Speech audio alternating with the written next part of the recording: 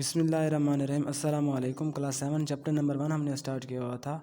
آج جو ہمارے پاس ٹاپک ہے زلزلے کی تعریف، ڈیفینیشن آف ارتھ کویک۔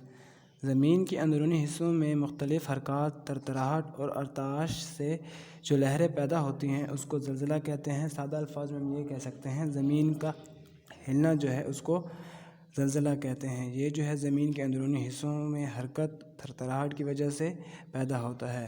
زلزلے کی یہ لہریں چاروں سمت حرکت کرتی ہیں۔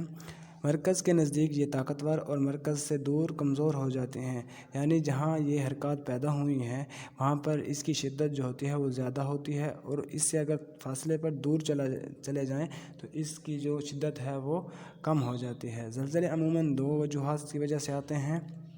زلزلوں کی دو اہم وجوہات درج ذیل ہیں: پلیٹوں کی حرکات، آتش فشانی عمل۔ پلیٹوں کی حرکات میں پڑھتے ہیں دنیا میں جہاں بھی بہت زیادہ زلزلے آتے ہیں وہاں یقیناً فالٹ لائن موجود ہوتی ہے۔ جب پلیٹیں آپس میں ٹکراتی ہیں تو سطح زمین پر ارتعاش پیدا ہوتا ہے۔ زیادہ تر زلزلے انہی حرکات کی وجہ سے آتے ہیں۔ ہم نے پڑھا تھا پلیٹیں اور زمین کی حرکات، پچھلے ٹاپک میں پڑھا تھا زمین کی حرکات کی وجہ سے فالٹ پیدا ہوتے ہیں، ان فالٹ کی وجہ سے زلزلے آتے ہیں۔ یعنی کہ وہ جو فالٹ ہوتے ہیں وہ زمین کے جو پلیٹیں ہوتے ہیں وہ آپس میں ٹکراتی ہیں، ٹکرانے سے فالٹ پیدا ہوتے ہیں، دراڑیں پیدا ہوتی ہیں اور ان سے زلزلے وجود میں آتے ہیں۔ ایک وجہ یہ بنتی ہے، دوسری وجہ یہ ہے کہ آتش فشانی عمل ہوتا ہے۔ آتش فشانی عمل بھی زلزلے کا سبب بنتا ہے، کیونکہ جب زمین کے کمزور حصوں کو پھاڑ کر لاوا باہر نکلتا ہے تو سطح زمین حرکت کرتی ہے، اس حرکت کی وجہ سے زلزلہ آتا ہے۔ آتش فشانی عمل یعنی لاوے کا زمین سے باہر نکلنا۔ جب لاوا زمین سے باہر نکلتا ہے تو زمین کو پھاڑ کے نکلتا ہے، تو اس وقت زمین جو ہے ایک حرکت کرتی ہے، زمین ہلتی ہے، اس ہلنے کی وجہ سے زلزلہ آتا ہے، یا اس ہلنے کو ہم زلزلہ کہتے ہیں۔ زلزلے کو معلوم کرنے کے لیے ہمارے پاس جو پیمائش کرنے والے آلات ہیں ان کے بارے میں پڑھیں گے۔ زلزلے کی پیمائش والے آلات اور پیمانے: instrument and scale used to measure earthquakes. Seismograph زلزلے کی شدت کی پیمائش کرنے کا آلہ ہے۔ سیسموگراف ہم استعمال کرتے ہیں زلزلے کی شدت کو معلوم کرنے کے لیے۔ ریکٹر اسکیل زلزلے کی شدت کا اندازہ کرنے کے لیے استعمال ہونے والا آلہ ہے۔ اس کو 10 درجوں میں تقسیم کیا گیا ہے۔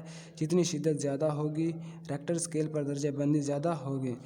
ریکٹر اسکیل کا کام ہے کہ جتنا زلزلہ شدت سے آتا ہے اتنے درجے اس کے زیادہ ہو جاتے ہیں۔ یہ 10 درجوں میں تقسیم کیا گیا ہے۔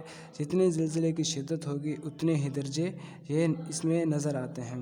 سیسموگراف جو ہے اس کا ڈائیگرام بھی دکھایا گیا بک میں کہ اس سے معلوم کیا جاتا ہے کہ زلزلے کی شدت کتنی ہے۔